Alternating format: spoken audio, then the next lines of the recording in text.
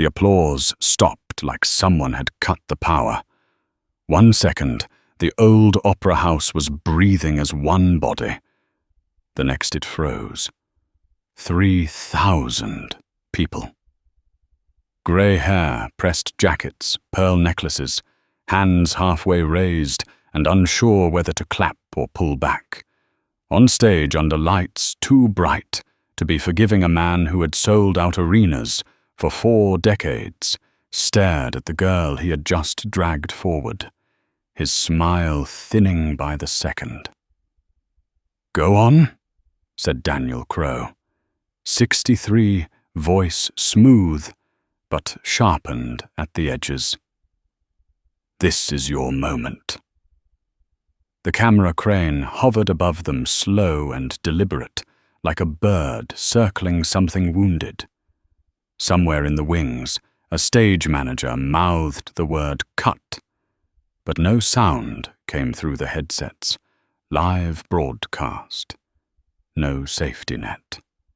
The girl stood there barefoot in borrowed choir shoes that pinched at the toes. Her dress was a size too big, hem stitched by hand that afternoon. Her name was Lila Brooks, 13 years old. She kept her hands clasped tight in front of her knuckles, pale eyes fixed on a dark spot in the floor, as if it could open and take her with it. From the front row, Margaret Ellison felt her stomach drop. She had driven 2 hours from Peoria for this concert, bought the tickets as a birthday gift to herself. Daniel Crowe had been the soundtrack of her marriage, her divorce the years after. She leaned toward her sister and whispered, "This doesn't feel right." Her sister didn't answer. She was watching Crowe's face. Crowe took a step closer to the girl, close enough that the audience could see the faint tremor at the corner of his mouth, close enough that his shadow swallowed her whole. "You were singing earlier," he said, microphone angled just so. "Back there, loud enough that I noticed." A pause. He let it stretch. "Figured we'd see what all that confidence sounds like up here." A ripple moved through the seats. Not outrage. Not yet. Something quieter. Unease. Lila lifted her head. Her eyes were dark, steady, in a way that didn't match her shaking shoulders. "I wasn't trying to be loud, sir," she said. Her voice carried. Clear. No microphone trickery. I was just following the music. A few people nodded. One man coughed. Somewhere up in the balcony, a woman crossed her arms tight over her chest. Crowe laughed, short, controlled. That's what they all say. He turned to the band, snapped his fingers once. "Let's give her the hard part." The pianist hesitated. Just a beat too long. Crowe shot him a look. The kind of look that had ended careers quietly over the years. The keys came in, low, heavy. The opening bars of a song Crowe had made famous before Lila was born. Backstage, Evan Price adjusted his headset with fingers that had started to sweat. 58 years old, 27 years in live sound. He had mixed for Crowe since the late 90s. He knew every breath the man took on stage. He leaned toward the monitor engineer and muttered, "This wasn't on the run sheet." The engineer shrugged, eyes glued to the meters. Lila swallowed. She could feel the vibration of the bass through the floor, up her calves into her chest. Her mother's face flashed in her mind. Dawn shift at the hospital. Coffee gone cold. "Just sing the way you do at church," her mother had said that morning, trying to sound calm. "No one can take that from you." Crowe tilted his head, studying her. He was enjoying this. Not cruelty for cruelty's sake.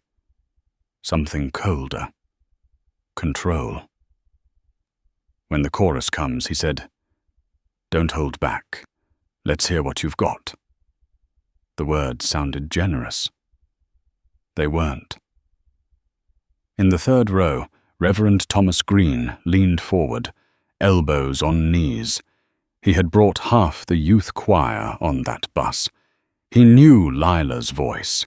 He knew what she could do when she felt safe. This was not safety. His jaw tightened. He started to stand, then stopped. Ushers lined the aisles, cameras everywhere. He sat back down, heart hammering. The music moved faster. Crow sang the first verse himself. Voice warm, familiar, wrapped in just enough echo to feel larger than the room. The crowd relaxed a notch. He was still him, the man they had trusted for years. Then he stepped back, gave Lila space. "All yours," he said. She breathed in. Slow. The way Mrs. Carter, her choir director, had taught her. "Fill the belly, let the sound ride the breath." Her voice came out soft at first, almost fragile. A few heads turned away, as if embarrassed for her. Crow's smile returned, but then something shifted. Not volume, not power, clarity. Lila's tone settled into the room like it belonged there. She wasn't reaching. She wasn't pushing. She was telling the truth of the notes, and the notes answered her back. Margaret Ellison felt tears prick at her eyes before she knew why. Crow's eyes narrowed. Just a fraction. He had expected fear. Maybe a crack. A stumble. He had not expected that sound. He glanced toward the band, then back to Lila, as if recalibrating. The chorus loomed, the place where Crow usually took over again, where the audience waited for that familiar lift. Lila reached it first. Her voice didn't explode. It rose, clean, unforced. The note hung there, steady as a held breath. No strain, no wobble. Just there. Evan Price felt it in his chest. His hand froze on the fader. The meters didn't spike. There was nothing artificial to correct. He whispered, "Jesus to no one." A murmur ran through the crowd. Not applause. Not yet. Recognition. Crow stepped forward, laughing too loudly. "Hey," he said, clapping once, sharp. "Look at that." He leaned toward her voice, dropping the mic still open. "Don't get carried away, sweetheart." Lila finished the line, lowered her chin, waited. The song ended sooner than it should have. Crow cut it with a gesture. The band stopped mid-breath. The silence was worse than noise. Crow turned to the audience, arms wide. "Well," he said, "there you have it. Raw talent." He looked down at Lila again. "And a good lesson. Potential isn't the same as the real thing." A few people clapped, scattered, uncertain. Lila opened her mouth, closed it. Her hands were shaking now. She could feel it the way fear finally caught up after the fact. But something else was there too. A weight, a knowing she hadn't asked for. She looked up at Crow, really looked, saw the way his eyes kept flicking toward the monitors, toward the band, toward Evan Price in the shadows. "Sir," she said. Crow's head snapped back to her. Surprise flashed, then irritation. Yes. She hesitated. The whole room leaned forward without meaning to. Was that how it's supposed to sound? She asked, careful, respectful. Or do you want me to sing it, the way it's done on the record? Crow didn't answer right away. Somewhere, a woman gasped. Someone laughed, then stopped. Evan Price felt his pulse in his ears. He knew that question. He had spent years building walls around it. Crow's smile hardened. He reached out, hand closing around Lila's shoulder. Not rough. Possessive. The cameras caught everything. We're done here, he said. And in that moment, before anyone could name it, before anyone could decide what side they were on, something old and carefully hidden cracked under the lights. The applause didn't come back. It drained out of the room slowly, like air escaping a cracked window, leaving behind a hush that felt heavier than noise. Daniel Crow kept his hand on Lila's shoulder, as if anchoring her, smiling toward the cameras, buying himself seconds. Seconds mattered. He scanned the front rows. Faces he knew. Donors. Board members. Retired executives who had built their lives on the promise that institutions held. That men like him were solid. Predictable. Safe. Thank you, he said. Voice warm, again practiced. Give it up for our youth choir. The conductor lifted her hands too quickly. The band came in off-tempo.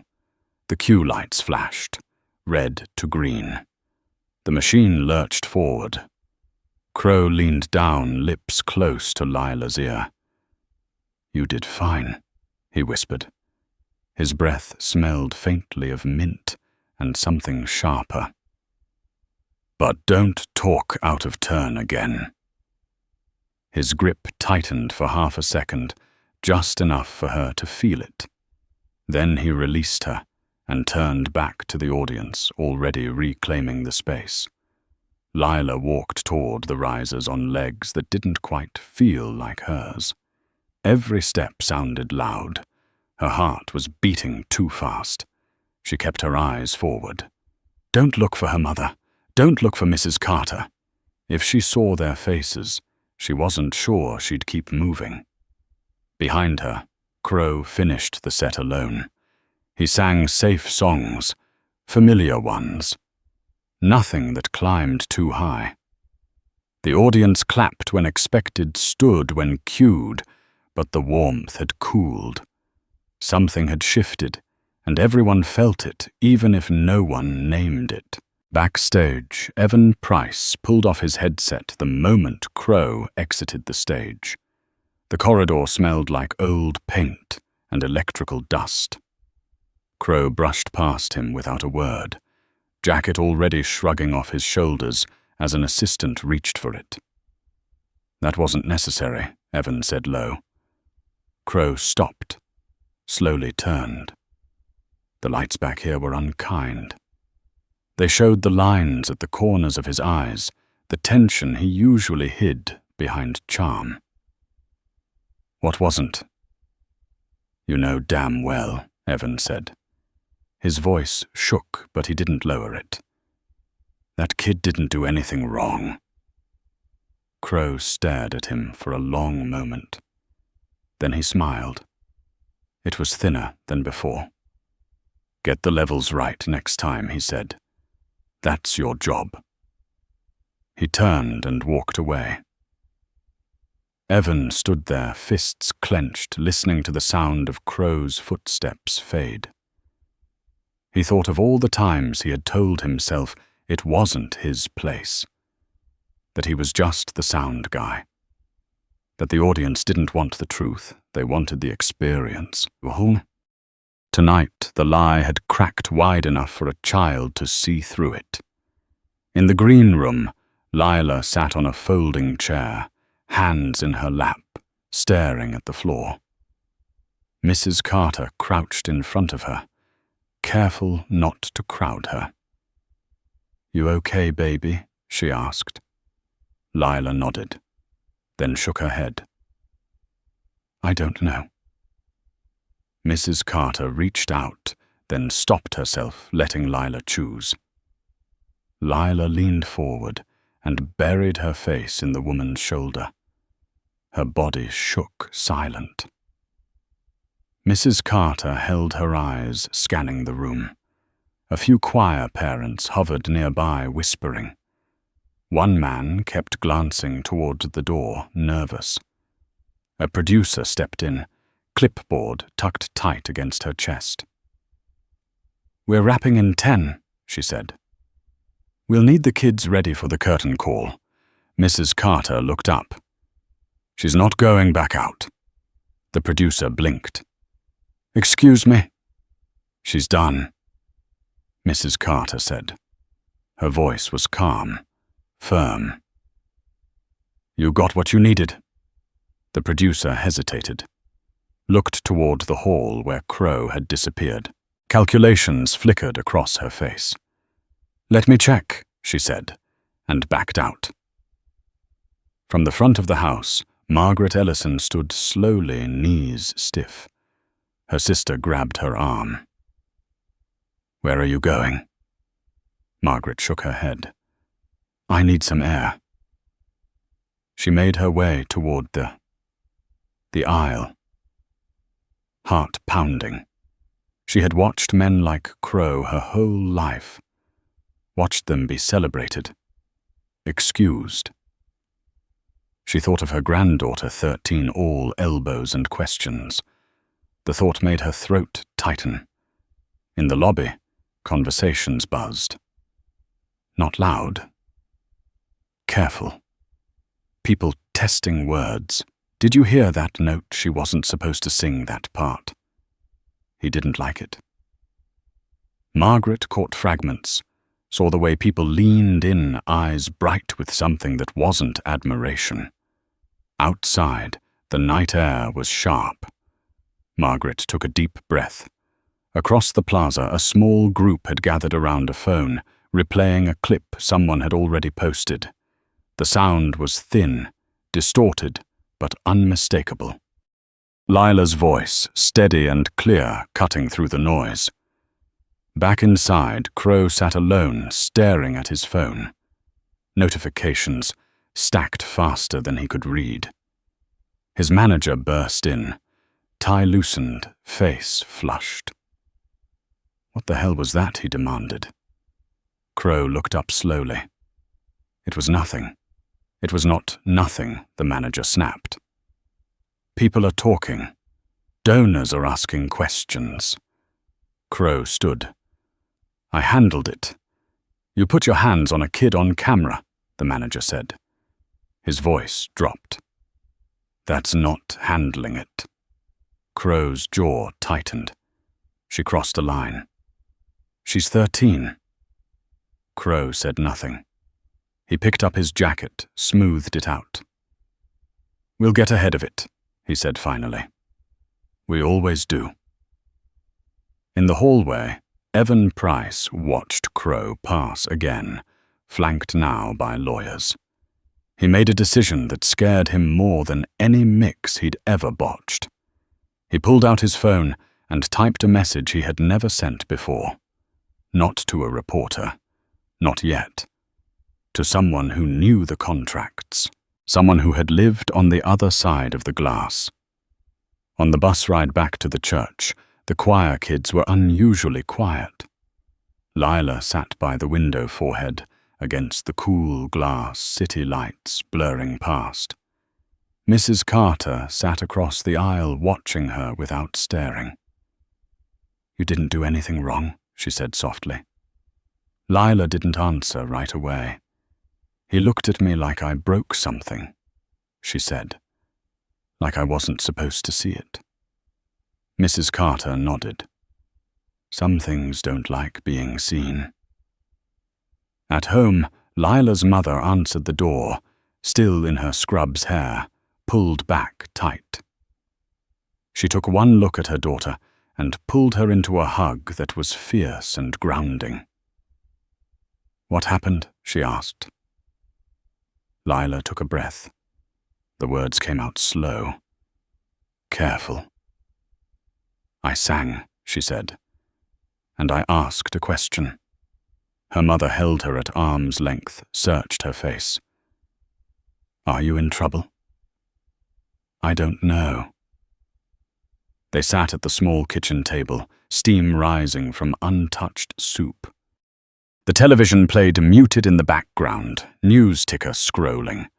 Lila's mother reached for the remote, then stopped. She looked at her daughter.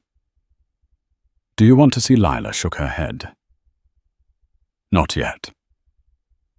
Across town, Evan Price sat at his own kitchen table, contract folders spread out like a confession. He thought about the kid's voice, about Crow's eyes when the note landed clean. He thought about how many times he had told himself that silence was safer. He picked up his phone and pressed call. Somewhere under the quiet of an ordinary night, lines were being crossed. Not loudly, not heroically. But once crossed, they did not uncross. By morning, the story had grown teeth. Lila woke to the low murmur of voices in the living room and the soft vibration of her mother's phone against the coffee table. Sunlight slipped through the blinds in thin, uneven stripes. For a moment, she didn't remember why her chest felt tight. Then she did, and the memory settled in her like a weight. Her mother sat on the couch, still in yesterday's clothes. One shoe kicked off, hair pulled back without care. Mrs. Carter stood by the window, arms folded, watching a news van idle across the street as if it had always belonged there. "They found us already," her mother said when she saw Lila. Not angry, just tired. Someone posted the church name. It wasn't hard after that. Lila nodded. She slid into the chair at the table and wrapped her hands around a mug she hadn't poured. The coffee smelled strong and bitter. Adult. "Did I do something wrong?" she asked. The question came out small. Her mother crossed the room in 3 steps and crouched in front of her. "No," she said. "But that doesn't mean people won't act like you did." On the muted television, Daniel Crow's face filled the screen. Archival footage. Younger. Brighter. A chyron scrolled beneath him in clean white letters. Veteran singer responds to unexpected on-stage incident. The anchor's voice was calm, measured, already choosing sides without saying so. Crow's statement played. He smiled the same way he always did. It was a spontaneous moment meant to encourage young talent, he said. Unfortunately, it was misinterpreted. "I wish the young lady well." Misinterpreted. Lila felt something hot flash behind her eyes. She looked down at the table at the small crack running through the wood like a fault line.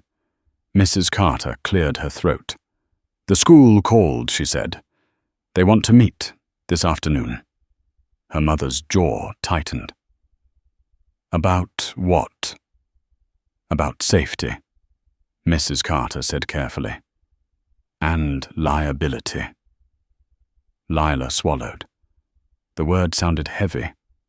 Groan. Like a door closing somewhere she couldn't see.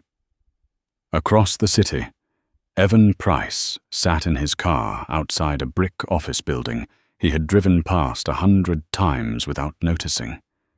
He rested his forehead against the steering wheel and counted his breaths. In, out, in, out. His phone buzzed in his hand. Another message, another headline. He ignored it and got out of the car. Inside the lobby smelled like lemon cleaner and old paper. A receptionist looked up. "Can I help you?" Evan gave his name. "I'm here to see Rebecca Sloane." The woman's eyebrows lifted a fraction. "She's expecting you." Rebecca Sloane's office was spare. No photos, no awards, just a desk, a lamp, and a wall of books that looked like they had been used. She didn't offer him coffee. She didn't waste time. "You worked with Daniel Crowe," she said. "For a long time." And last night, Evan exhaled. Last night a kid sang a note I haven't heard live in years. Rebecca watched him, silent, letting the space do its work. "He uses support," Evan said. "Everyone in the business knows it. But the way he sells it, the way he lets people believe, that's different. You're saying it's intentional. I'm saying he built an image around something he can't do anymore and made sure no one could question it." Evan's hands clenched. And when a child did, he tried to bury her. Rebecca leaned back. "Do you have proof?" Evan nodded once. "I have files, logs, years of them." "Then you need to understand what happens next," Rebecca said. "Once this starts, it doesn't stop. Not for him, not for you." Evan thought of Lila's face under the lights, of Crowe's hand on her shoulder. "I know." At the elementary school, the principal's office smelled faintly of pencil shavings and copier toner. Lila sat between her mother and Mrs. Carter, feet not quite touching the floor. The principal folded his hands on the desk, eyes darting to the window where silhouettes passed. "We're concerned about the attention," he said. "Reporters, social media. We have to think about all our students." "My daughter is one of your students," Lila's mother said. "Yes," he said quickly. "Of course, that's what I mean. This situation has escalated." Mrs. Carter leaned forward. "Escalated how?" "There are calls," he said. "Complaints. Some supportive, some not. We've had to bring in extra security." "And what are you asking of her?" Lila's mother said. The principal hesitated. "For now, we think it's best if Lila stays home. Temporarily. Until things settle." Lila felt the room tilt. "Stay home. Like a punishment without a sentence." "So she's being removed," her mother said. "No," the principal said. "Not removed. Protected." Mrs. Carter's voice was quiet. "From what?" The principal didn't answer. Outside, Margaret Ellison watched the news van from her car.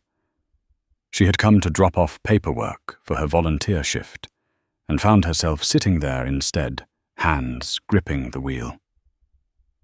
She thought about the girl's voice, about the way the room had gone still, about how many times she had stayed quiet because it was easier. She opened her phone and typed a message to her bridge club group. Not dramatic, just a link, just a line. "You should listen to this." By noon, it had been shared more times than she could count. At home, Lila scrolled through comments she shouldn't have been reading. Her mother took the phone away gently but firmly. "You don't need to see this," she said. "But they're saying I planned it," Lila said. Her voice cracked. "They're saying I wanted attention." Her mother sat beside her. "People say a lot of things when they're scared of losing something." "What did he lose?" Lila asked. Her mother didn't answer right away. She thought of Daniel Crowe's smile on television, of the way institutions closed ranks. "Control," she said finally. In a conference room downtown, Daniel Crowe paced. Lawyers spoke in careful tones. Strategy, containment, statements. He waved them off. "This blows over," he said. "It always does." One of the lawyers glanced at a tablet. "There's a problem," she said. "A former engineer is talking to counsel. Not the press." "Counsel." Crowe stopped. "Who Evan Price?" Crowe's face hardened. "He won't do anything. He already has," the lawyer said. Silence stretched. The air felt thinner. Back at the small apartment, the knock came just after 3 in the afternoon.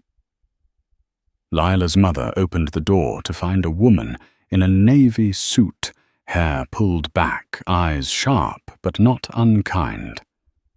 "Mrs. Brooks," the woman said. "My name is Rebecca Sloane. I represent clients in the music industry." She glanced past her, caught Lila's eye. "I'd like to talk, if you're willing." Lila's mother hesitated, then stepped aside. They sat at the same kitchen table. Rebecca laid out the truth without softening it. Lawsuits, public pressure, time. She didn't promise victory. She promised a fight. Lila listened, heart-pounding, hands clenched in her lap. When Rebecca finished, she looked at Lila. "You don't have to do anything," she said. "You can step back. Let the adults handle it." Lila thought of the stage, the lights, the question she had asked without knowing why she needed the answer. "If I step back," she said slowly, "does that mean he gets to say what happened?" Rebecca met her gaze. "Yes." Lila nodded once. "Then I don't want to step back." Outside, the news van idled, engine humming. Across the city, Evan Price sent the files. Somewhere else, Margaret Ellison shared the clip again. Threads tightened. Lines crossed. The quiet before had passed. What came next would not be gentle. The first letter arrived by certified mail. Thick paper, heavy envelope, the kind that made your hands tense before you even opened it. Lila's mother signed for it in the hallway pen, shaking just enough to notice. She stood there for a long moment after the door closed. Envelope pressed against her chest, listening to the building settle around her. Someone upstairs laughed. A radiator hissed. Ordinary sounds that felt wrong now. Rebecca Sloane read the letter twice without changing her expression. She laid it flat on the table, smoothing it as if it were a misbehaving child. "They're alleging reputational harm," she said, "and emotional distress." For him, Lila's mother said. It came out sharper than she meant. Rebecca nodded. For him. Lila sat very still, feet tucked under the chair, eyes fixed on the grain of the table. She had learned that if she didn't move, the fear didn't spread as fast. "Does this mean court?" she asked. Eventually, Rebecca said, "First it means pressure." As if on cue, Lila's phone buzzed on the counter. A number she didn't recognize. Then another. Her mother turned the phone face down without answering. Across town, Daniel Crowe watched the morning news in his kitchen robe, hanging loose around his shoulders. The anchors spoke in careful tones, framing the story as a misunderstanding that had somehow grown legs. Crowe sipped his coffee and stared at his own image on the screen, younger footage cut against last night's grainy clip. "They don't know you," his publicist said from the other end of the counter. "We'll remind them." Crow set the mug down harder than necessary. "I don't need reminding," he said. "I need this to stop." "It will," she said. "But not if you look defensive." Crow laughed once, humorless. "I built this. I won't let a child tear it down." At the elementary school, parents gathered in tight knots near the entrance, voices low, eyes flicking toward cameras parked at the curb. The principal stood stiffly by the doors, hands clasped behind his back, nodding at people who didn't meet his gaze. Mrs. Carter arrived early, bag slung over her shoulder, jaw set. She had slept poorly. Dreams of empty stages and broken microphones.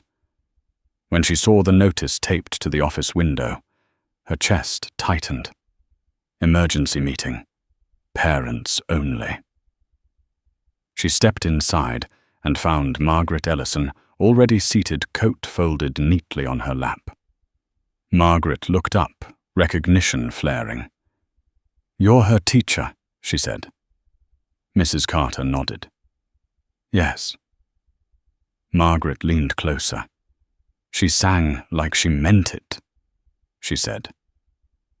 "That doesn't come from nowhere." Mrs. Carter swallowed. "No," she said. "It doesn't."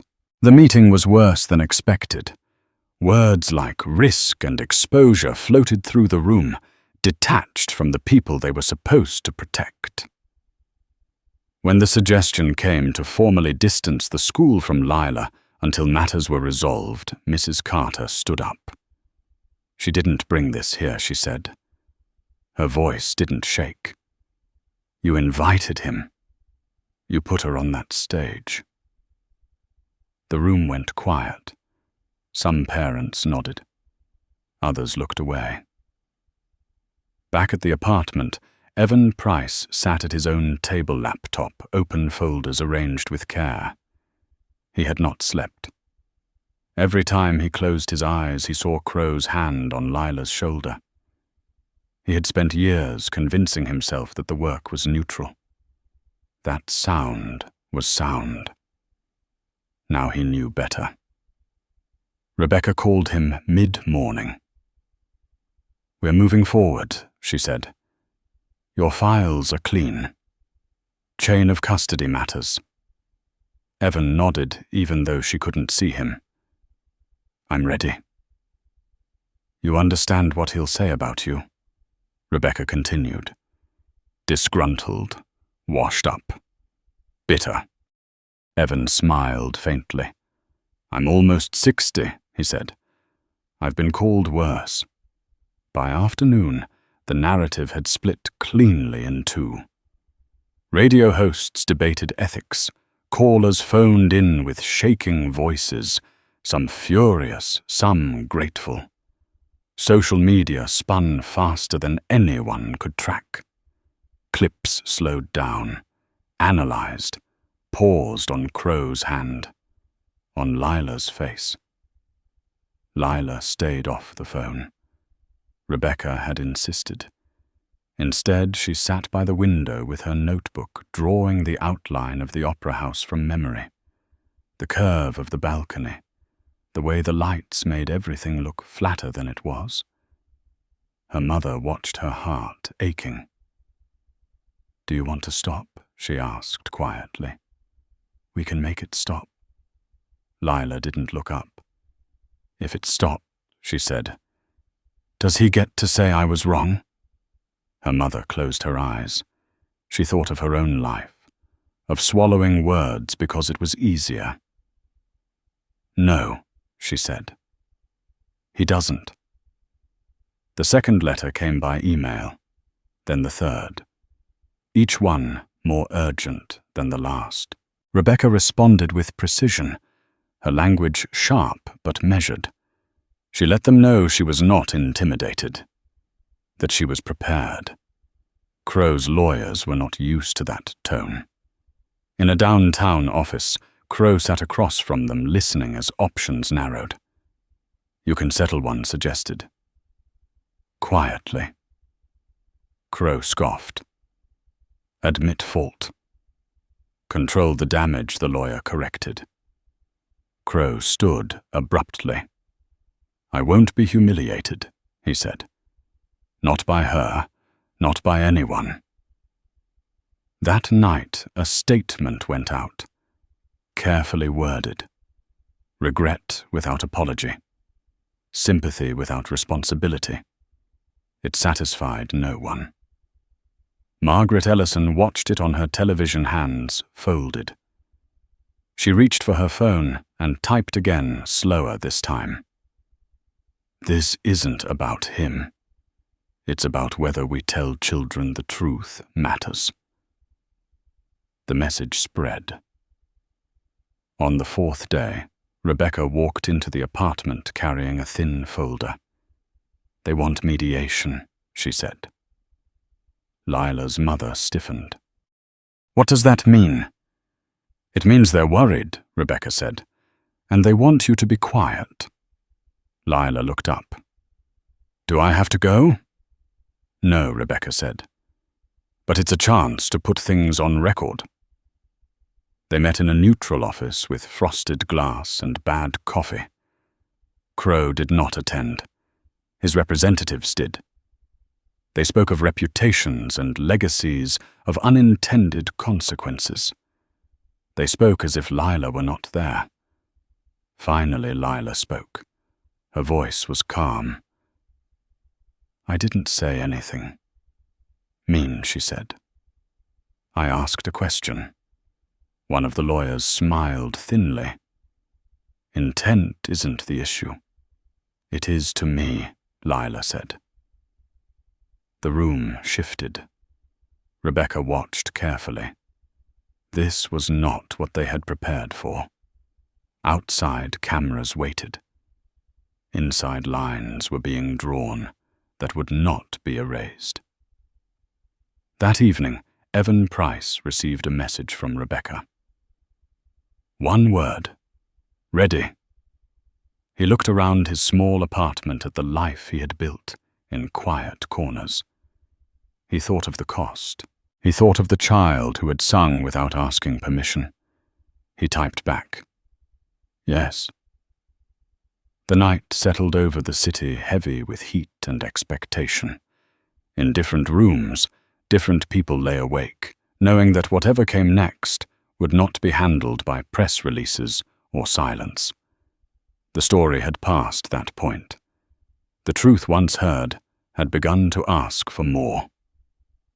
The hearing room was smaller than Lila had imagined, tighter like the air itself was being rationed. She sat between her mother and Rebecca Sloane at a narrow table, feet swinging just above the floor, palms damp against her skirt. The wood smelled faintly of polish and something older like paper that had waited too long to be read. Across from them, Daniel Crow's legal team arranged themselves with practiced ease, suits pressed folders aligned. Crow himself sat a few chairs back, expression composed, hands folded, as if he were attending someone else's reckoning. A clerk called the room to order. Chairs scraped. Conversations died mid-sentence. The judge entered a woman in her late 60s with silver hair, pulled tight and eyes that missed nothing. She took her seat slowly, deliberately, and scanned the room before speaking. We are here, she said, to determine whether this court will issue a temporary injunction limiting public statements related to the incident at the Civic Opera House.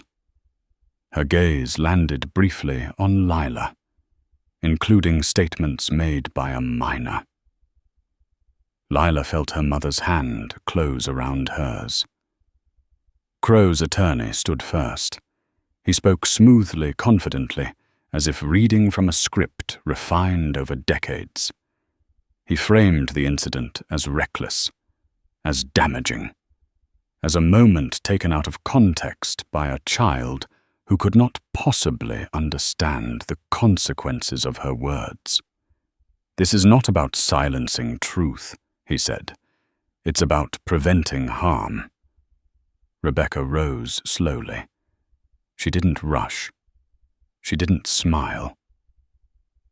"Your Honor," she said, "harm did not begin with my client's question. Harm began when an adult man used a public stage to assert power over a child and was surprised when the child did not collapse." The room stilled. Crow shifted in his chair. Rebecca continued, "We are not here because a child lied. We are here because she didn't." The judge leaned back slightly. "You're alleging that the statements were factual." "Yes," Rebecca said. "And we can prove it." Crow's attorney frowned. "Your Honor, this is a preliminary matter. Proof belongs at trial." "Truth belongs everywhere," the judge said, calmly. "Proceed." Rebecca turned. "Mr. Price," she said. Evan stood from the back row. He felt every year of his age as he walked forward, felt the weight of eyes on him. He raised his right hand, was sworn in, and took the seat. "State your name and occupation for the record," Rebecca said. "Evan Price," he replied. "Live sound engineer. How long did you work with Mr. Crow?" "Just over 27 years." A murmur rippled through the room. "And during that time," Rebecca asked, "did Mr. Crow perform every vocal element live as presented to audiences?" Evan inhaled. This was the moment he had turned over in his mind 100 times. "No," he said. The word landed heavy. "Not in recent years." Crow's attorney sprang to his feet. "Objection. Relevance. Overruled," the judge said. "Answer the question." Evan continued. "There were sections of certain songs where pre-recorded vocal support was used, strategically. And was the audience informed of this?" Rebecca asked. "No," Evan said. Crow's attorney crossed his arms, jaw tight. Rebecca turned a page. Was the note in question one of those sections? "Yes." Silence filled the room. Not shocked, absorbing. Rebecca nodded. "No further questions." Crow's attorney approached Evan, posture aggressive. "Mr. Price," he said, "isn't it true you were terminated shortly after this incident?" "I resigned," Evan said. "After years of loyal service, after a child was put in harm's way," Evan replied. The attorney scoffed. "So this is personal." Evan looked at the judge, then at Lila. "It's moral," he said. The judge raised a hand. "That will be all." When Evan stepped down, his legs felt weak. He sat, stared at the floor, breathed. Crow's attorney returned to the podium. "Your Honor," he said, "even if there was vocal support, that does not justify defamatory statements." The judge's gaze sharpened. "Did the child say anything false?" The attorney hesitated. "She implied I asked." The judge said evenly, "Did she lie?" Silence stretched. Crow's jaw clenched. "No," the attorney said finally. The judge nodded once. "Then the injunction is denied." A breath moved through the room, like wind through dry leaves. Crow stood abruptly. "This is a mistake," he said, voice rising. "I built a career on trust." The judge looked at him. "Then you should have honored it." Her gavel came down. Final. Sharp. Outside the courthouse, reporters surged. Microphones, Questions shouted over each other. Rebecca guided Lila through the chaos, one hand firm on her shoulder. "Lila," someone called. "Do you feel vindicated?" Lila stopped. The crowd leaned in. "I feel tired," she said honestly. "But I don't feel wrong." That night, Crow sat alone in his living room, lights-off television flickering. His phone lay face down on the table, silent now, in a way it hadn't been for years. He replayed the moment on stage again and again. The note, the question, the look on her face. He had believed control was permanent. He had been wrong. At the apartment, Lila lay in bed, staring at the ceiling. Her mother sat beside her, brushing her hair the way she had when Lila was small. "Are you scared?" her mother asked. "Yes," Lila said. "But I was scared before." Her mother kissed her forehead. "Sleep," she said. "Tomorrow will come either way." Across the city, Evan Price poured himself a glass of water and stared out his window. He felt lighter, not triumphant, just aligned. For the first time in years, he had said what he knew. On the late-night news, Margaret Ellison watched the footage from the courthouse. She smiled softly. "Good," she whispered. "About time." The story did not end that night. It widened. Sponsors paused. Venues reconsidered. Conversations moved from whispers to daylight. But for Lila, for the first time since the stage lights had swallowed her, the silence felt different. It was not empty. It was waiting. The silence after the ruling didn't last long enough to feel like relief. By the next morning, the headlines had hardened. Not screaming, not tabloid, but sharper than before. Veteran singer faces scrutiny after court, denies injunction. Industry questions. Transparency in live performance. The language was careful. The implications were not. Lila ate her cereal slowly, spoon clinking against the bowl. Her mother stood at the counter, reading an email for the third time, lips pressed thin. "The school board is meeting tonight," she said. "They say it's routine." "Nothing is routine anymore," Lila said. Her voice surprised them both. It sounded older than she felt. Mrs. Carter arrived just after 9, eyes tired but bright with purpose. "Parents are divided," she said. "Some want to protect you. Some want this to go away." Lila nodded. She had started to recognize the difference. Protection felt quiet. Going away felt loud. Across town, Daniel Crow sat in a conference room with glass walls and too much light. His team spoke in turns. Numbers, venues, contracts with clauses that suddenly mattered. One by one, things he had assumed were solid began to loosen. "This is temporary," he said finally. "People forget." One of the younger executives cleared his throat. "They don't forget when it's about honesty," he said. "Not like they used to." Crow looked at him. Really looked. The man didn't flinch. Crow felt something cold settle in his chest. He had always believed experience would outlast outrage. He wasn't so sure anymore. At the courthouse steps, Evan Price stood with Rebecca Sloan watching reporters disperse. "What happens now?" he asked. Rebecca checked her phone. "Now comes discovery," she said.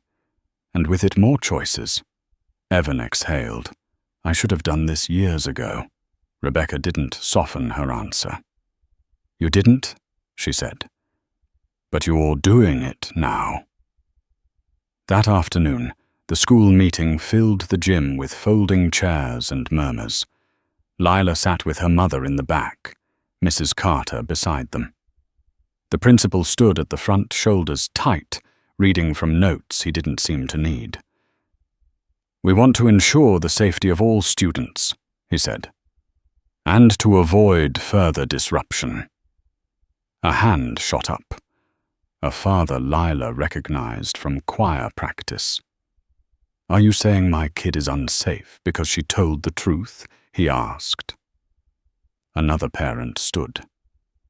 "This has gone too far," she said. "We didn't sign up for lawsuits." Mrs. Carter rose slowly. "No one signs up for courage," she said. "It finds you." The room buzzed. The board chair called for order.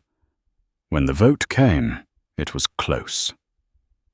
Lila held her breath without meaning to. "She stays the chair," said finally, "with accommodations." Lila didn't know whether to feel relieved or exposed. Both sensations lived in her chest at once. That night, Margaret Ellison watched the meeting on a local broadcast replay.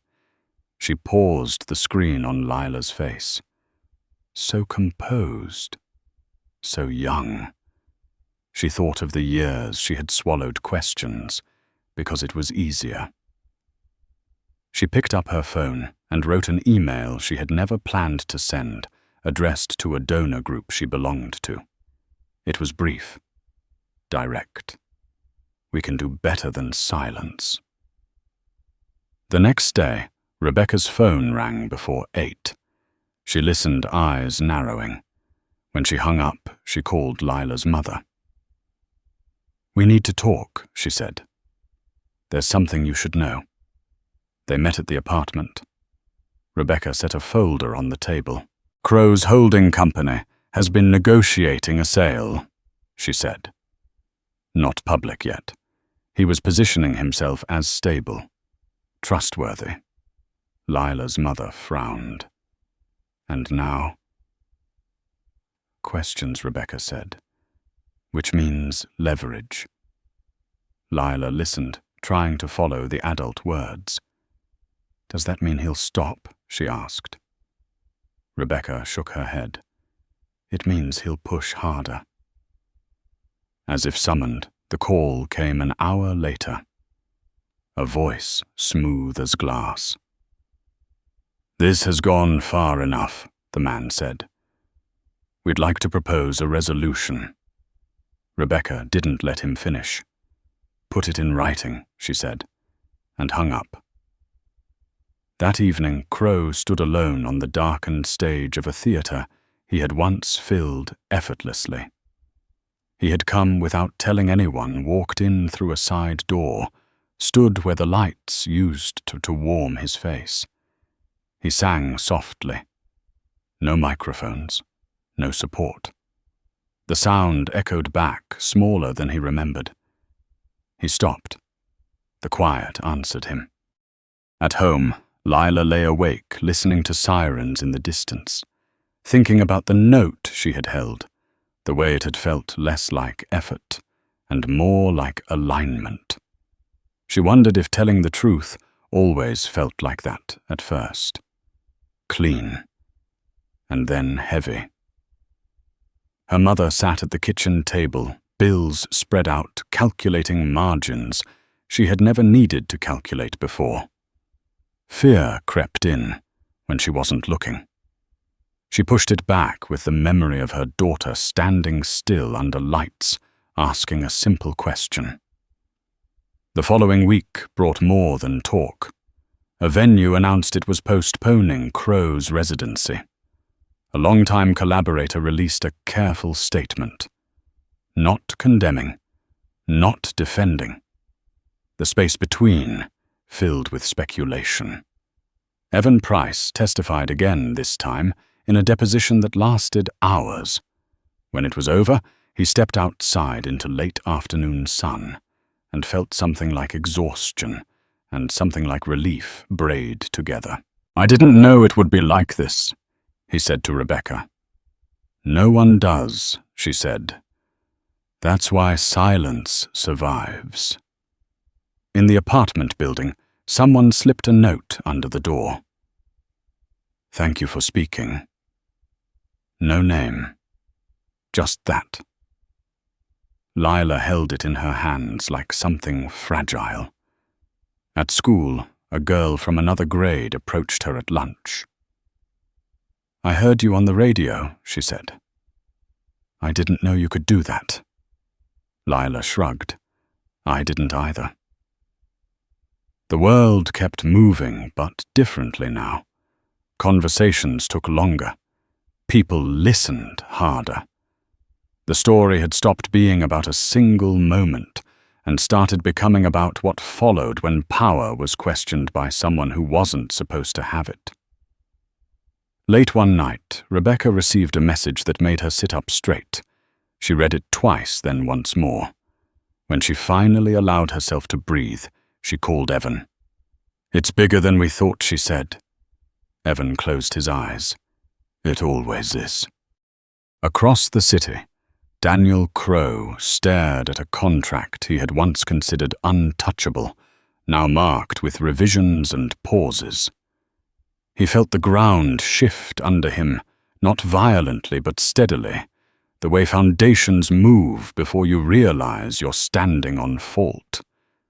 And in a small bedroom with posters peeling slightly from the wall, Lila drifted into sleep, thinking not about the stage but about the quiet after the note, the space where something old had cracked and something else not yet named had begun to grow. The email arrived just before dawn, subject line blank, sender unfamiliar. The kind of message that made Rebecca Sloane sit up in bed before she even opened it. She read it once, then again, slower. When she finished, she didn't reach for her phone right away. She stared at the ceiling, listening to the city wake up outside her window, the distant hum of traffic, a siren fading into nothing. The case had shifted. Not sideways. Forward.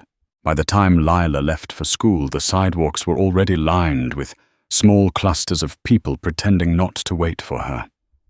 Phones angled low, eyes curious but cautious. The novelty had worn off just enough to make the attention feel heavier. Lila kept her backpack straps tight in her fists and walked with her head up the way Mrs. Carter had taught her during choir warm-ups. Posture first, breath second. Inside the school, the halls sounded the same as they always had, lockers slamming, sneakers squeaking, someone laughing too loud. The normalcy felt almost insulting. At lunch, the girl from the radio interview slid into the seat across from her again. My dad says you're brave, she said, then added quickly. He doesn't say that about people. Lila smiled small. Tell him thanks. Across town, Daniel Crowe's morning began with numbers. Charts projected onto glass walls, percentages replaced with words, softened language meant to keep panic contained. His residency was officially postponed, not cancelled, not yet. Sponsors were asking for clarity. Venues wanted assurances. The questions all circled the same thing without naming it. Trust. Crowe listened without interrupting. When the room finally went quiet, he stood and walked to the window. The city looked the same as it always had. Steel, glass, movement. He had once believed that if he kept singing, kept showing up, the rest would follow. He hadn't counted on a question changing the rhythm. Get me Rebecca Sloane, he said. The assistant hesitated. She's declined direct contact. Crowe nodded. Then get me the engineer. Evan Price answered on the second ring. If this is about making it stop, he said before Crowe could speak, you're too late. Crow closed his eyes. "I just want to understand," he said. Why now Evan thought of the files, the years, the child standing under lights. Because someone small asked something big, he said. And I was tired of pretending not to hear it. Crow hung up without another word. That afternoon, Rebecca sat across from Lila and her mother at the kitchen table, papers spread out like a map. "A former collaborator has come forward," she said. "Someone with standing, someone who benefited from the arrangement and is ready to say so." Lila's mother leaned back, overwhelmed. "Is that good?" "It makes the picture harder to ignore," Rebecca said, "but it also raises the stakes." Lila traced a circle on the table with her finger.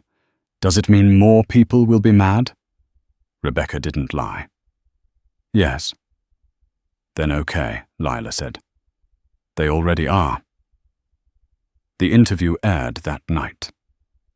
Not sensational. Careful. A long-form piece on a public radio program that favored patience over outrage. The collaborator spoke in measured tones about industry norms, about how silence had felt safer than honesty until it didn't. He didn't mention Lila by name. He didn't have to. Margaret Ellison listened from her armchair, hands folded in her lap. When the segment ended, she sat there a long time, the radio humming softly. She thought of her late husband, the things he had never said because he didn't want to cause trouble. She reached for her phone and called her sister. "We should go to the next meeting," she said. Not to watch, to speak. At the courthouse, motions multiplied. Discovery requests, subpoenas. Paper moved faster than people. Rebecca worked late, fueled by coffee and a sense of inevitability. This was no longer about a single injunction. It was about patterns, about what happened when enough quiet evidence lined up and refused to stay quiet. Evan sat for another deposition, voice steady, answers precise. When it ended, he stepped out and found a message waiting. From Lila. "Thank you for not pretending." He stared at the screen until his vision blurred, then typed back. "Thank you for asking." At school, Lila stood in front of the choir for the first time since the night at the Opera House. Mrs. Carter didn't announce her. She just nodded. The piano began.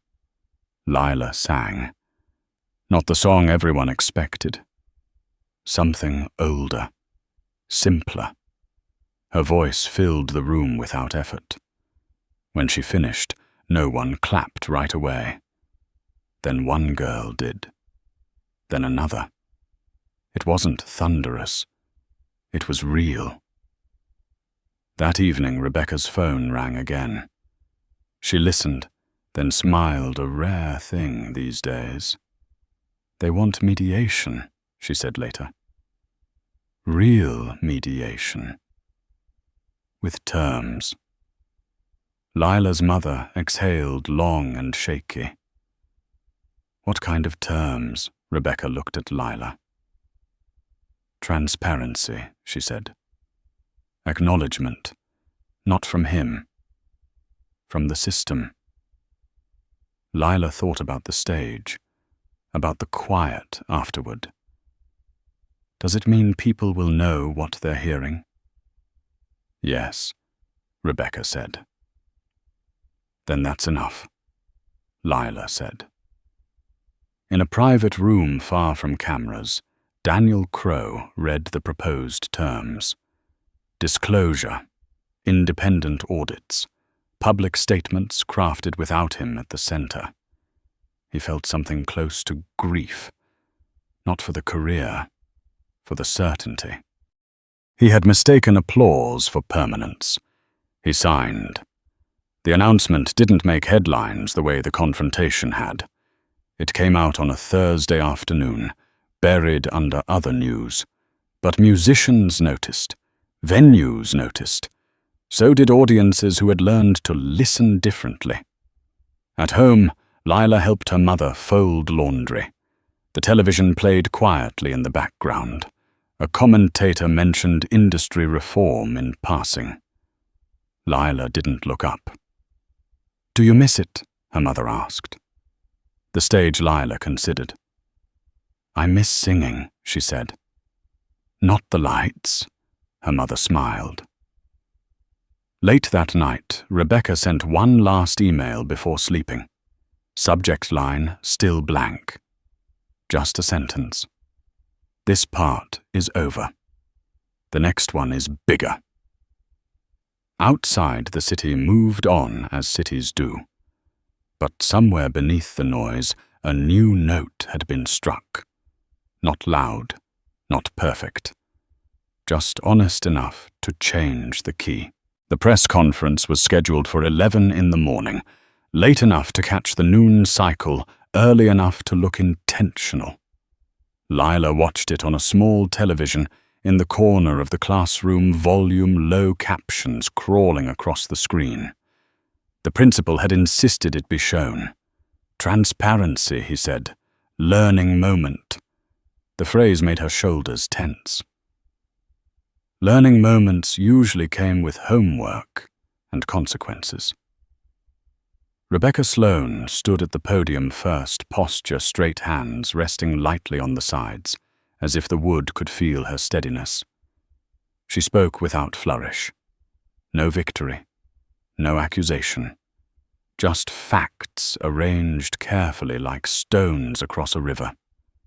Independent review, disclosure requirements, voluntary compliance by multiple venues, a shift incremental but real.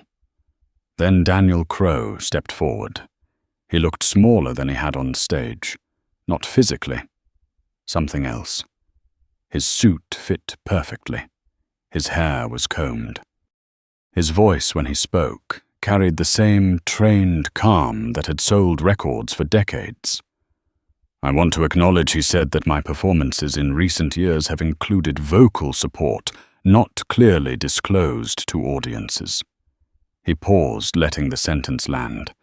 That was a failure of transparency. For that, I am responsible. He didn't mention Lila. He didn't need to. Her name floated in the silence anyway. The reporter questions came measured, careful. No shouting, no feeding frenzy. The story had matured into something heavier, less exciting, more durable. In the classroom, someone snorted quietly. "That's it," a boy whispered. "That's all he says?" Lila didn't answer. She was watching Crowe's hands. They were steady. Too steady. She wondered what it took to keep them that way. At home that evening, Margaret Ellison replayed the conference on her tablet. She watched Rebecca's face. The absence of triumph, the refusal to turn it into spectacle. She nodded to herself. This is how things change, she thought. Slowly, without permission. She typed another email this time to a local arts board she had once served on. "We need to review our own policies. Not tomorrow.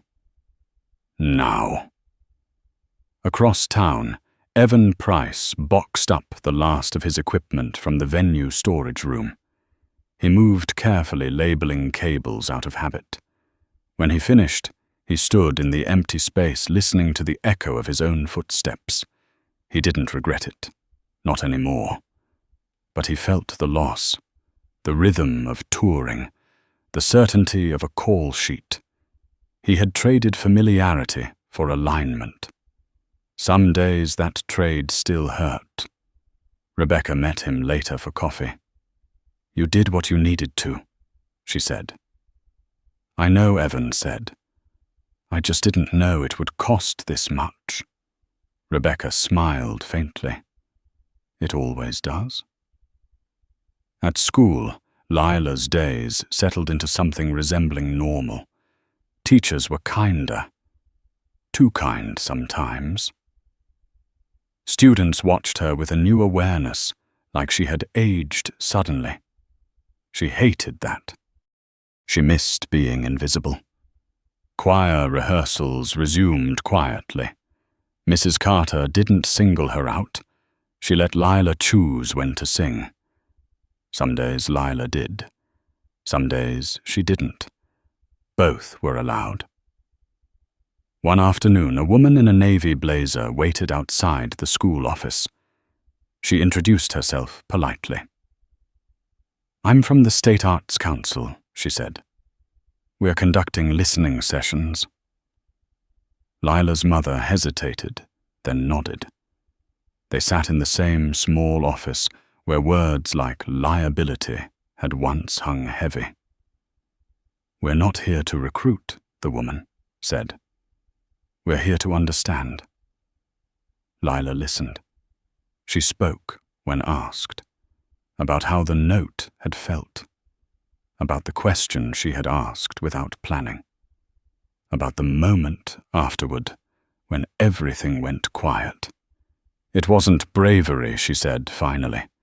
It was confusion. The woman smiled. That's often where it starts.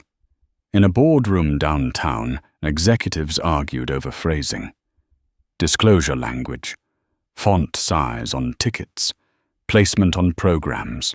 The details mattered now. Audiences had learned to read the fine print.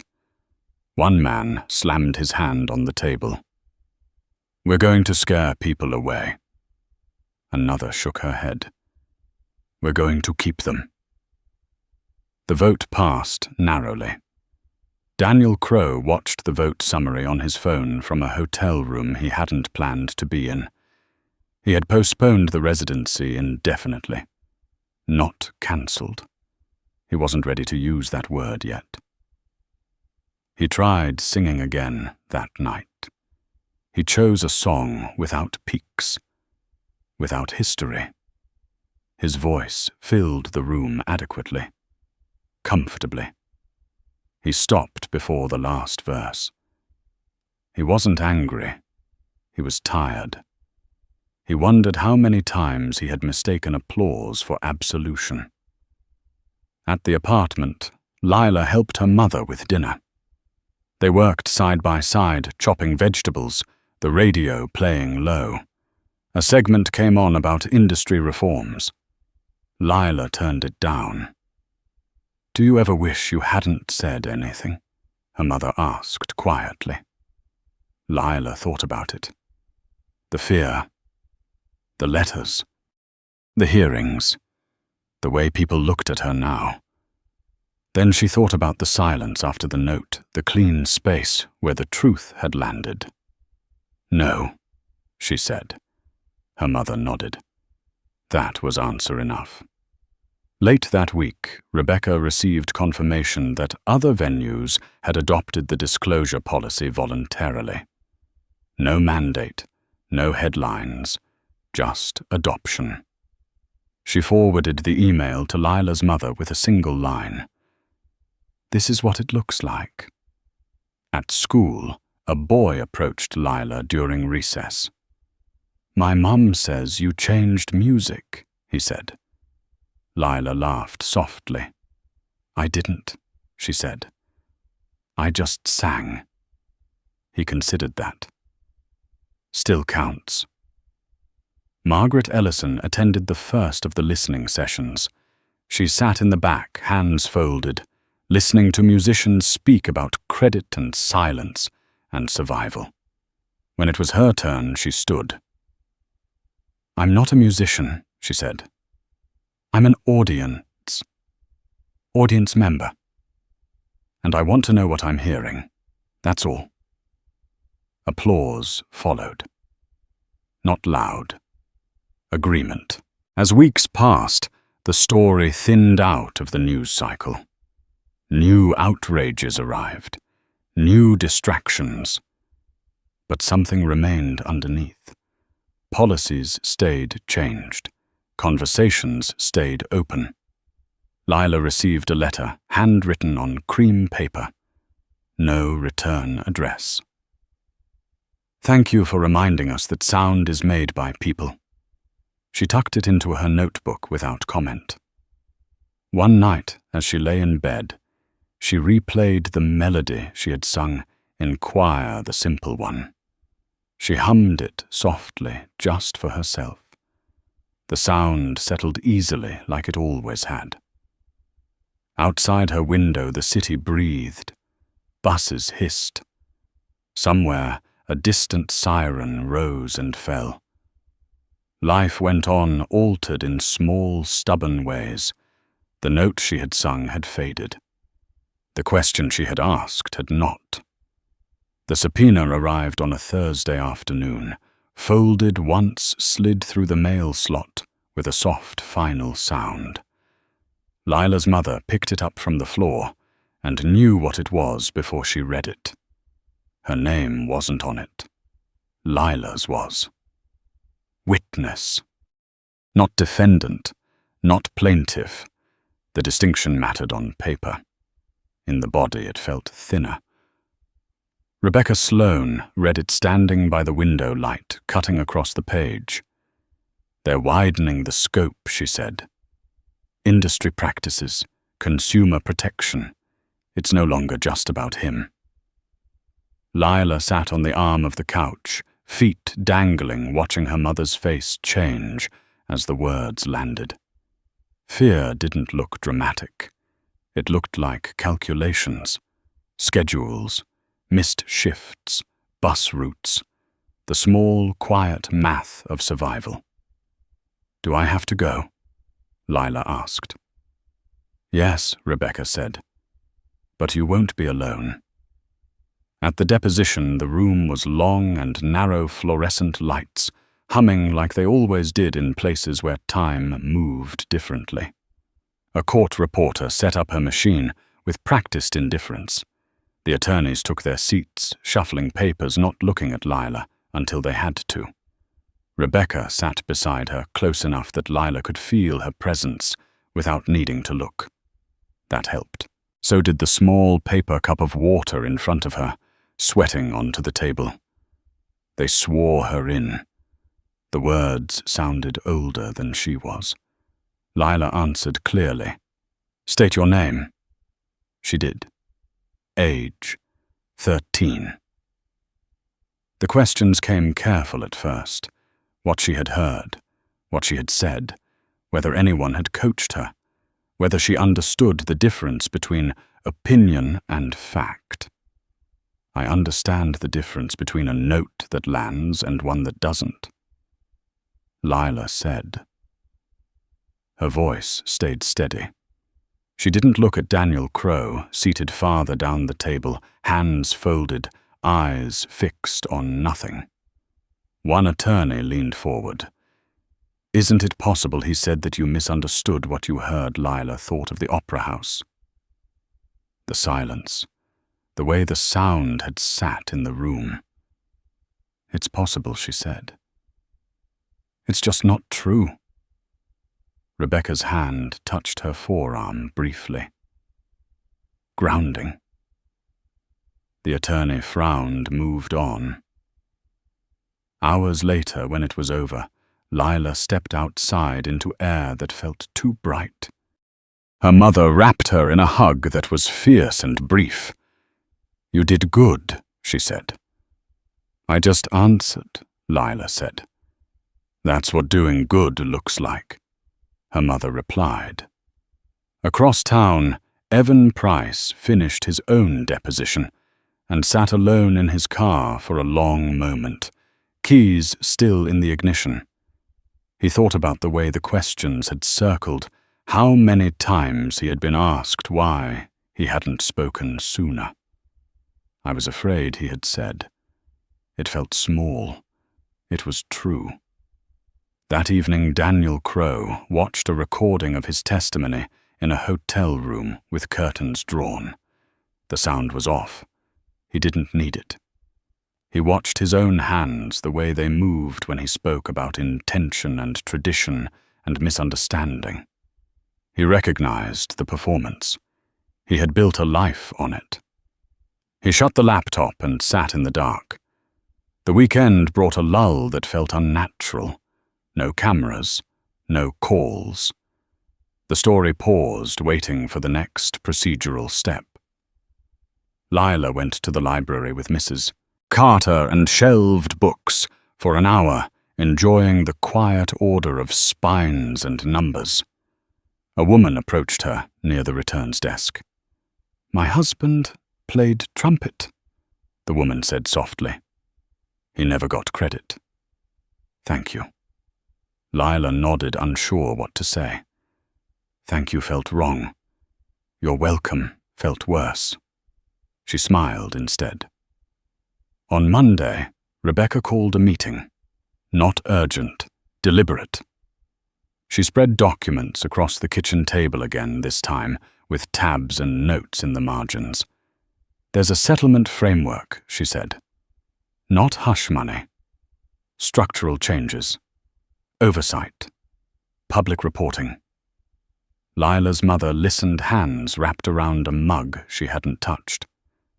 And Lila Rebecca met her eyes. "They want a statement." "From you," she said to Lila. "Not written by them. By you." Lila felt her chest tighten. "On television?" "No," Rebecca said. "On record. In your words."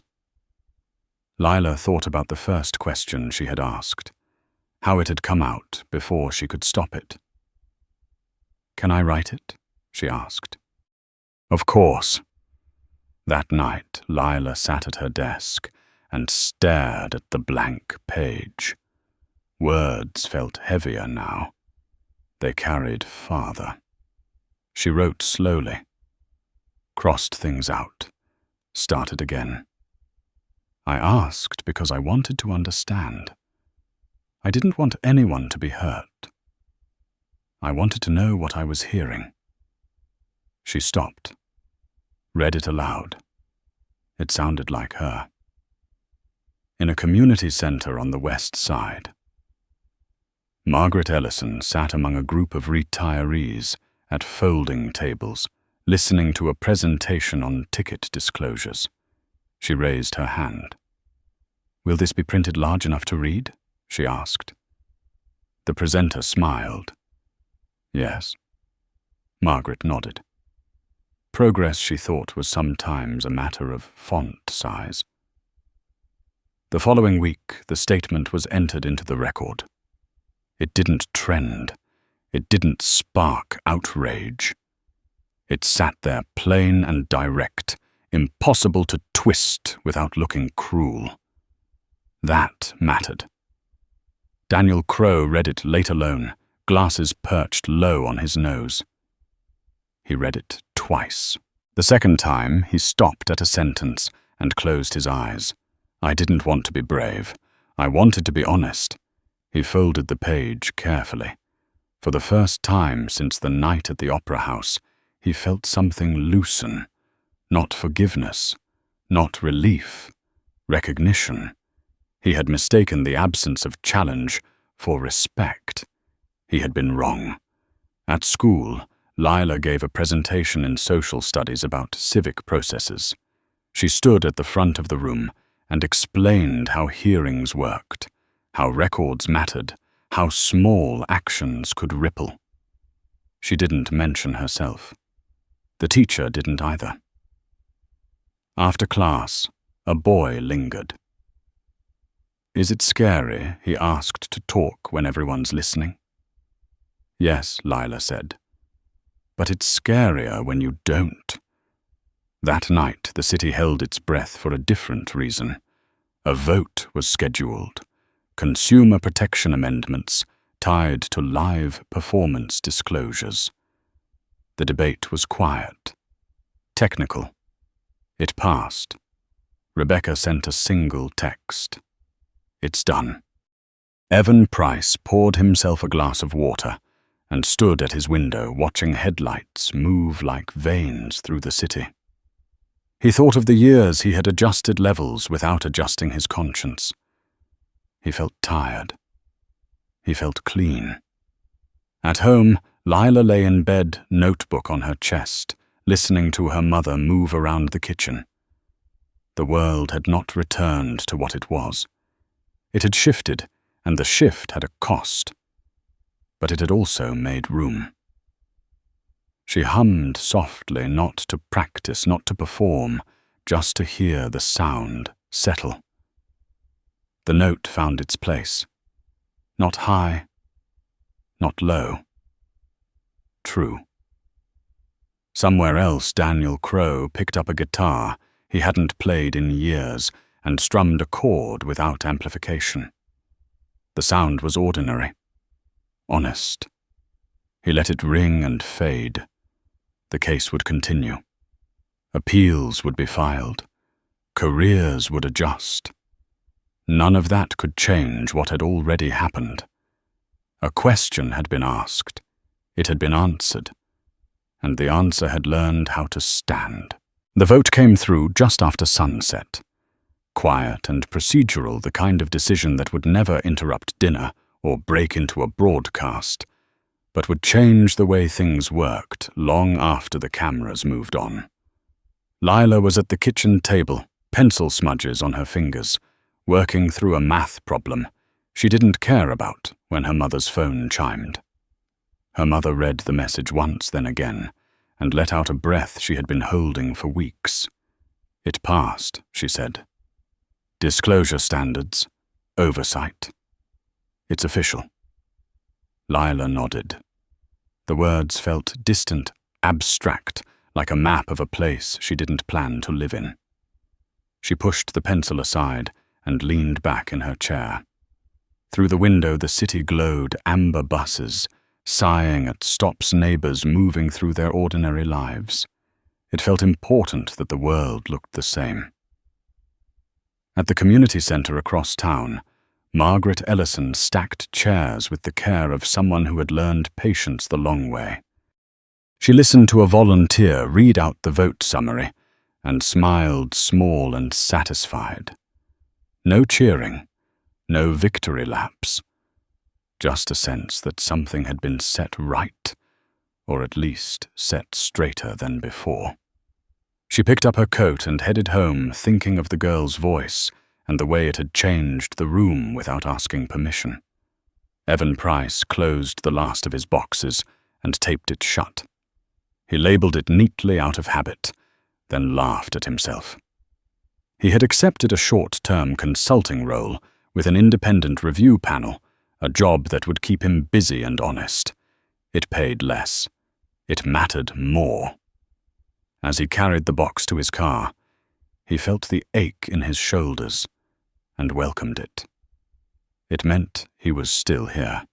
Daniel Crowe sat alone in a rehearsal room that smelled faintly of wood and dust. He had cancelled the residency weeks earlier, not with drama, but with a single sentence sent through channels he used to control effortlessly. He picked up the microphone, tested it, then set it back down. He sang without it. The sound was unadorned, imperfect, his age, audible in the grain. He didn't stop. He sang through the discomfort until the song ended on its own. When the room went quiet, he didn't rush to fill it. The settlement framework was finalized the following morning. It named no villains. It named responsibilities. Venues agreed to print disclosures in clear language. Ticketing platforms added plain statements where no one could miss them. Musicians' unions published guidelines that made silence harder to hide behind. None of it felt cinematic. All of it felt permanent. Lila returned to choir that afternoon. Mrs. Carter nodded to her from the piano bench and began a warm-up she had used for years. Lila joined in when she felt ready. The room listened. When the song ended, there was no applause. There didn't need to be. The sound had done its work. After rehearsal, a younger girl hovered near the door. "My mom says you're the reason," she said, "not accusing, not praising, just stating a fact she was trying to understand." Lila shrugged. "I asked something," she said. "That's all." The girl nodded, as if filing it away for later. Rebecca Sloane stood at her office window and watched clouds drift across the glass towers downtown. Her phone buzzed with messages from colleagues, from clients she hadn't met yet, from people who had decided the line between business and honesty was worth redrawing. She answered some. She left others unread. She knew better than to confuse momentum with completion. At the apartment that night, Lila and her mother cooked dinner together, chopping vegetables, arguing lightly about seasoning. The radio played softly in the background. A brief segment mentioned industry reforms tied to live performance disclosures. It lasted less than a minute. Lila turned it down and focused on the sound of the knife against the cutting board. "Do you feel different?" her mother asked. Lila thought about the question, about the letters and hearings, and rooms full of adults deciding things that would shape her life, whether she wanted them to or not. About the quiet after the note, the way it had felt like standing on solid ground for the first time. "I feel the same," she said. "I just trust it more." Her mother smiled and sat at the table. The following week, the school hosted a small assembly. Not a celebration, a conversation. Teachers spoke about civic responsibility. Students asked practical questions. Lila sat in the second row and listened, hands folded. When it ended, she slipped out before anyone could stop her.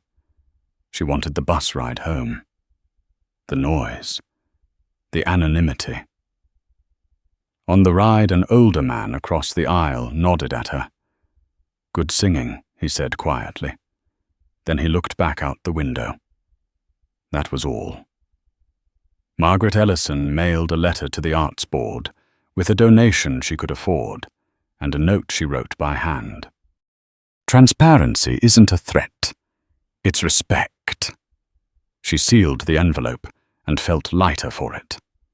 Evan Price attended his first panel meeting and spoke plainly without jargon. He noticed people listening differently now, taking notes where they used to wave things through. He didn't mistake that for redemption. He treated it like maintenance, necessary, ongoing. Daniel Crowe released a brief statement weeks later, not pushed, not promoted. It acknowledged the changes and his role in them without dramatizing the cost. He began teaching a small workshop at a local college, focusing on performance craft without myth. His students listened. Some recognized him. Some didn't. He liked the ones who didn't. Lila wrote a song in her notebook and didn't show it to anyone. It wasn't about the night at the opera house. It was about breathing and how sound moved through a room when no one was waiting to judge it. She sang it softly to herself and let it be unfinished. Time did what it always did. The story thinned out of feeds and conversations. New topics arrived. But the policies stayed. The disclosures stayed. The habit of listening stayed at least a little longer than before. On a quiet evening, Lila stood at her window and hummed, testing the edges of her voice, not to reach for anything, not to prove anything, just to hear it exist. The city answered with its own low chorus. She felt small and steady at the same time, and that felt right. If this story moved you, stay with us. Like the video, subscribe for more stories that matter and leave your thoughts below with 3 simple words. Speak your truth.